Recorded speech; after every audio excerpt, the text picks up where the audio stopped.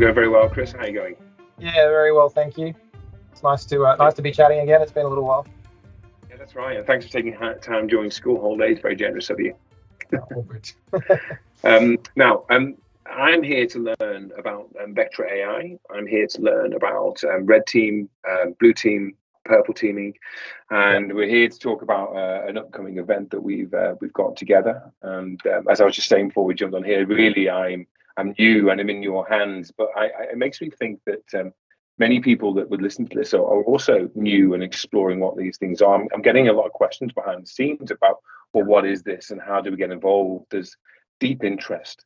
So, but just before I go into that, when you're an expert in the field, and when you look about what's happening with the modern cybersecurity landscape and the use of AI, and what organizations where they really are, what's keeping you awake at night from the perspective of the organizations you represent, but also family and what our families are, what risks are out there for them. So that's what's really on my mind. What's keeping you awake at night at the moment? Yeah, look, it's an interesting question. We talk to customers a lot about this, which is always good fun to hear what they're up to and see what their big challenges are. And when we look at, I guess, what we're seeing in the paper and a lot of the recent breaches that have occurred, there's still kind of a few elements that we tend to see. And obviously, AI is being used heavily on the attacker side. It's also being used on the defensive side. We're seeing lots of information coming around, these large language models, things like ChatGPT, and being used to do code snippets, etc. And we kind of see all this starting to come together. My, honest concern that I look at when it comes to things like my family, whether that's my parents, brothers and sisters, etc., is just around the use of AI to get better at deceiving people. And we're seeing this being used pretty heavily. And I think, for us, it means that as individuals, we've got to get better at spotting this, and we've got to be more on our toes.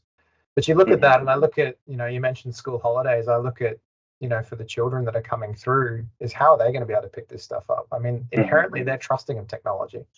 You and I are of an age where we never really trusted technology in the first place. It was there as an aid, and we never trusted it to start with. Kids growing up today, they inherently trust it.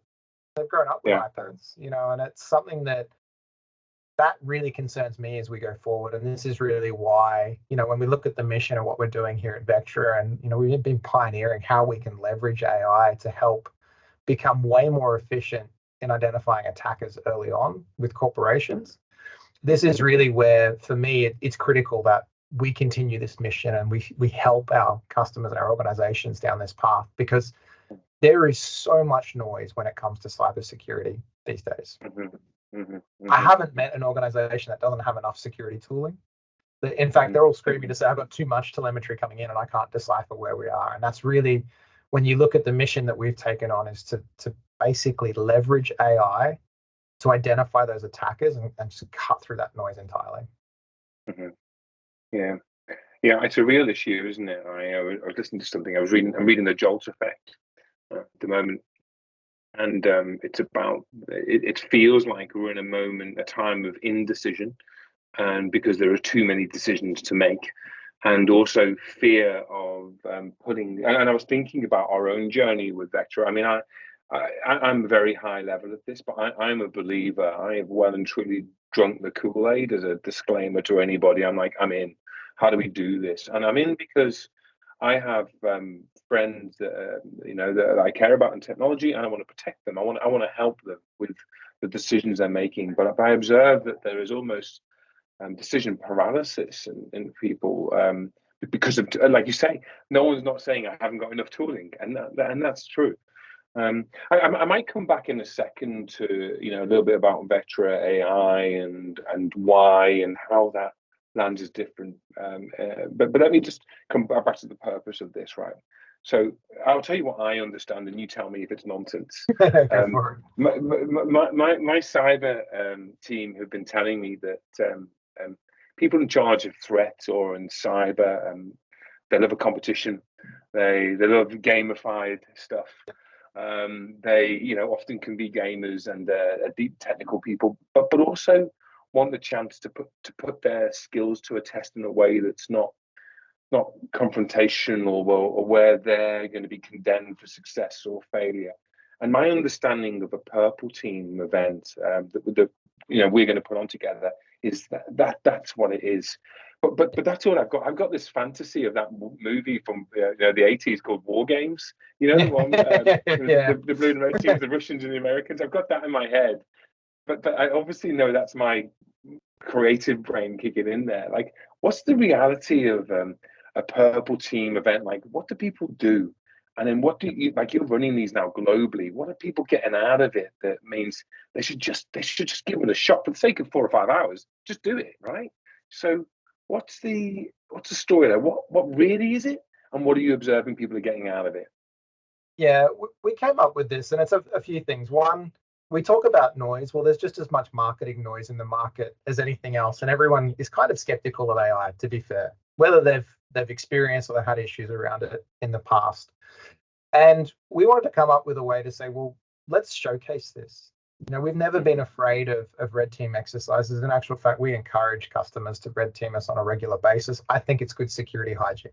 Just personally, when I look at, organizations that do well in cybersecurity, you have a look, they have permanent red team on staff, or they're constantly testing. And that's that thought process of, let's think like an attacker. Let's look at our organization from the outside and attack it, and do it in a way that's non-destructive. And then we learn from that. We get better at it. It's the same as, any sport. If you want to go down that analogy, you don't just, if you look at an athlete, when we look at, an Olympian that wins a gold medal, or you look at any team that wins a premiership, they do so much training up until that point. They don't just rock up on the day, casually come in and win. It's not the case. There's always, a huge amount of effort that goes into that. And I look at cybersecurity as no different. Red teaming is that's the work that we have to do before we get into, locking horns with an adversary in a corporate environment, which we never want to get there. But the more you practice, the more you're better at it, the more likely is that you're going to eradicate that adversary. So the purple team exercise that we've come up with kind of helps clear both of the issues that we talk about, with too much noise of vendors marketing AI as the panacea of security, which is not. It can certainly help, but it's not the golden bullet. And and then looking at how do we practice, how do we get used to this type of exercise? And a lot of people find the notion of being breached is incredibly uncomfortable. And maybe it is uncomfortable at the time, but the more that we can prepare for it, the better off we're going to be. So we've created essentially a lab environment that replicates what we would see in a typical enterprise. We have Active Directory in there. We've got Windows, we've got Linux machines, we've got web servers, we've got workstations, and we've got telemetry in there. So this is a live working environment that has the typical telemetry coming in. And there are tool sets like you would see in any other environment. We've got SIM tools in there. We've got EDR in there. But at the same time, we've also got attackers that are running in there too. And often what you'll find is people do a blue team workshop. It's kind of after the fact. It tends to be a little contrived. There's some information in there, and it gives you some good product training, but it might not necessarily teach you what to do in the event of an adversary being in that environment. Red team's great to get you thinking like an attacker, but a purple team combines that together. So and that really does help flex that muscle. So essentially what we're going to do for these participants is we're going to act as the attacker here at Vectra. We're going to run some tooling, and this is common tooling that you'll see in the wild, and we're going to recreate some attacks that we've seen in the wild as well. So one of the scenarios that we'll be running through there is ransomware. Most people are aware of the Conti playbook. It's been published and translated, thank you very much, to what they go about doing their attack. So let's recreate that. You know what's coming. How quickly can you identify it? And then obviously using the Vectra tooling, we're going to show you how quickly the AI can identify this. And the challenge really is can you stop this attacker? Now, if you can stop them early, and we all know if you can stop an attacker early on, the amount of, or the cost of cleanup, I guess, is really the key thing here. The cost to remediate in the first couple of hours of an attacker is relatively low compared to, say, 2 to 3 weeks later. And it's an Yeah. exponential thing with time. So the longer they're in there, the exponentially more expensive it becomes to clean up. And then obviously you've got other issues that can come, from that. So this is really about testing the skill set, having a lot of fun. It's a safe place to go play. You talk about gamers, it's like jumping online and playing Call of Duty or having some fun like that, going and shooting things down. It's a safe place to go. You're not going to get hurt. You're going to have a hell of a lot of fun, but it will sharpen up the skill set. So this is really what this is all about. We do gamify it a little bit just to make it a little competitive. Everyone loves a bit of friendly competition. But again, the idea is about doing real world threat hunting, identifying attacker as they're coming in real time, and then figuring out how to stop them. I really love it. Have you had anyone go faster than the AI at detecting and resolving the threat? Not typically, no. Maybe some of the Vectra guys that know what's coming, but that's cheating. So they don't have the playbook. I love it. It really appeals to my creativity and my gaming as well. I mean, anyone who knows me knows I was hooked for a long time on PUBG. It's so much better than Fortnite. And then these days, more on in VR shoot 'em ups like Hyperdash. I love that space. We talk about family. I mean, I'm constantly talking to my kids about online awareness and awareness, full stop, and not trusting anything. But I do like the way that we loop that all the way back to organizational obligation. And I know we're talking about gaming here, but gaming access, as well of what's happening on in. And the things that touch our lives every day. I mean, it sounds really like it would be a lot of fun. Who do you think gets the most out of these workshops? Like, what's the type of person? Is it a CISO, a head of threat, a cyber practitioner? Like what? And again, I'm asking. One of the things I like about you and the guys I've met so far from Vectra.ai is the humanity of this. So I'm asking you from a human's perspective, who's getting something out of this where they're going, oh, that's changed the way I'm going to do things. Yeah, look, this is really geared at, your cyber practitioners and, maybe the leaders of a threat detection side of things. So whether it's a SOC manager and the analyst below that is really where it's aimed at. Some CISOs love to get their hands dirty, and if they do, please come in and have a go at it. It's something that, if you still are very technical and you still love playing with the technology, that's really what it's all about. And there's quite a lot of, I do see a lot of CISO practitioners that, whilst their day-to-day job might not necessarily be on the tools, they still have that mindset and that passion for it. And that's really where you get to have some fun with these things. And we try and make this fun. I think one of the biggest challenges I see in cybersecurity is we're all really serious, and it is a serious job that we have. It's sometimes a very thankless job too. So if you can spend 2-3 hours out of your day, do a little bit of learning, have some fun on the side, maybe a little bit of networking at the same time, then we're really open to that, because we understand the pressures that everyone's under. We talk about the cybersecurity shortage. I'm sure you hear this from your customers as well. As you go out there, the pressure that those analysts are feeling every day, that they have to go into that job, knowing that it's one bad attack away from basically all hell breaking loose in their life. It's a lot of stress and pressure. So if there's something we can do to help with that, that's the other side of it that we get a lot of enjoyment out of as well.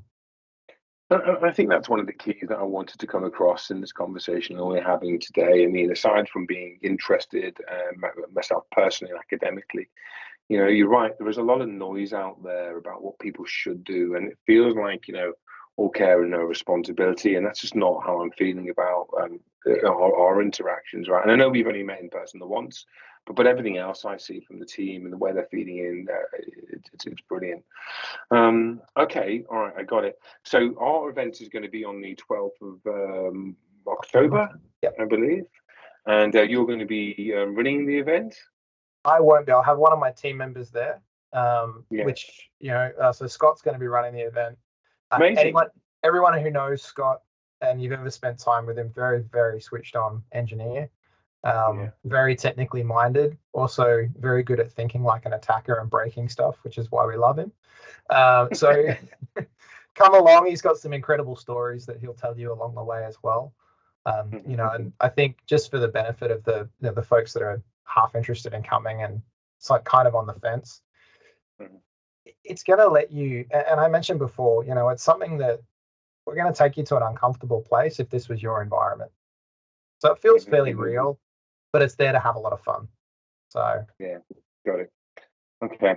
Now, if people want to find out more about Vectra.ai, they listen to this and go, I'm already interested, I don't need an event, I haven't got time. What resources will do direct them to? Where should they go and check out you guys, Chris? So probably one of the best resources that we have that's highly underutilized. Vectra.ai has a YouTube channel, and we've got heaps of content in there. So there's content from customers that are talking to us and telling us about their journey and, what it's been like, why they chose Vectra in the first place, what that deployment experience has been like. And, now they're 2 or 3 years into using the product. How's it changed? And, just where has it helped them? There's some really, really good stories in that side of it. As an organization, we are very customer first. I mean, we talk about the values and the core values of the business. The customer's number one, and it always has been. It's always customer first. And the thing is, we understand the impacts that really good cybersecurity tooling plus process and that experience has to an organization, and we want to make sure that our organizations are getting that experience. So that's one of the key things that we look at. But then outside of that, we also have training material in there. So if you're a current customer and you weren't aware, if you just had a question on how to do something, quite often there's a video that tells you exactly how to go do that. And it's in multiple languages too. So if we've got anyone, here from Japan, there's quite a lot of it that has already been translated into Japanese. We have all the subtitles and everything built into it. So you've got a lot of content in there, not only about Vectra as a company, but some of our customers, some of the feature sets that we have, what the platform can do, and then some training materials as well. And that to me is really, the proof of anything is what does the product actually deliver, and that's going to give you a good look and feel for what the product is and how it works in the real world. Yeah, I actually think it's a really nice point to sort of wrap up on, Chris, because I think I'm a bit like you. I don't want to sell anything to people. I want them just to feel the service, feel the experience, and prove value that way. And so again, I would encourage people to go look at those and hear from customers themselves and have a look at that. All right, so Chris, thank you very much for your time. Thanks for informing me and anybody that listens to this on the Purple Team event and a bit about Vectra.ai.